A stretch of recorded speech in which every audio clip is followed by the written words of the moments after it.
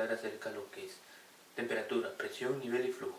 ¿Qué es la temperatura? Es la magnitud que mide el nivel térmico, la cantidad de calor que posee un cuerpo. Toda sustancia en el mundo tiene moléculas que están en continuo movimiento. La energía promedio con la que se mueven estas se llama temperatura. Las unidades de medida son Kelvin, Rankine, Fahrenheit o Celsius. Hay varios instrumentos para medir la temperatura. Empecemos con los termómetros de dilatación. Su principio de funcionamiento es la dilatación de los metales.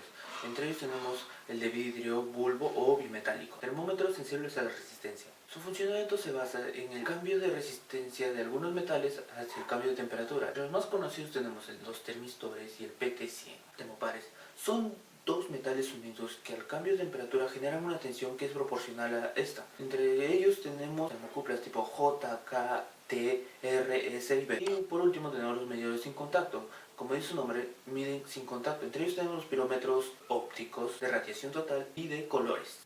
Medición de la presión. La presión es una fuerza que se aplica en un área de un determinado cuerpo. Tenemos tres tipos de presión: presión diferencial, presión absoluta y presión manométrica. Las unidades en que se mide la presión es bar, pascal, atmósfera, milímetros de mercurio y PSI. La medición de presión se realiza con los manómetros. Los manómetros más comunes son el tubo Anu, que se mide la presión absoluta, el tubo de Bourdon, que mide presiones altas y presiones bajas. Las presiones bajas se miden con el tubo de Bourdon, elásticos metálicos, y más de 2000 PSI se mide con un tubo de Bourdon de acero. Y también tenemos el fuelle. El fuelle tiene un elemento que es tipo acordeón, al cual se le aplica la presión a medir. Y también tenemos los vacuómetros. Los vacuómetros miden la presión en vacío. Estos vacuómetros tienen los tipos de mecánicos. En los mecánicos están la carátula, el sensor de diafragma capacitivo, columna de líquidos y pistón de cilindro. Estos son los elementos con los que se miden la presión. Y también tenemos que la empresa Edres-Hauser fabrica sensores de presión para aplicar en la automatización. Medidores de nivel. ¿Qué es nivel? El nivel implica una posición relativa respecto a un punto de referencia. Para medir nivel debemos tener, bien sean líquidos o sólidos. Los líquidos son aceite, agua, petróleo, entre otros. Y los sólidos pueden ser materia prima o productos terminados que son almacenados en tanques. Ambos deberían estar almacenados en tanques para poder medir el nivel. Anteriormente, para medir nivel se utilizaba una regla.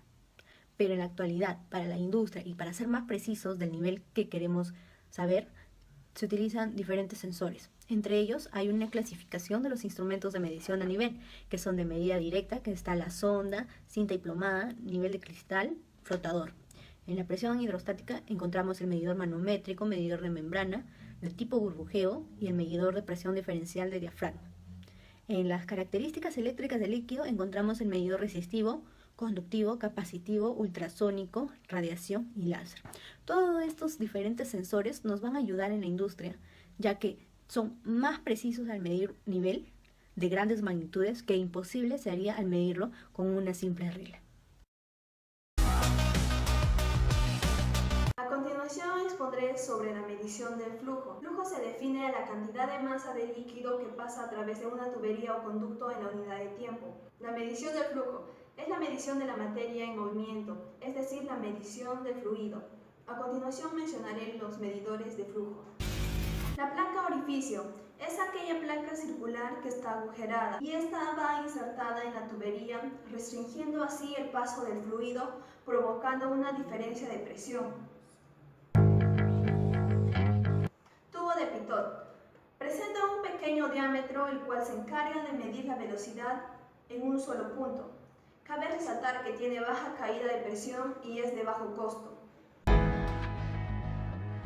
Tubo de Venturi. Tiene una pequeña estrechez cónica. Por ahí es donde se calcula el flujo. Este tubo evita la caída de presión, aparte de que al tener esa forma cónica lo hace más costoso.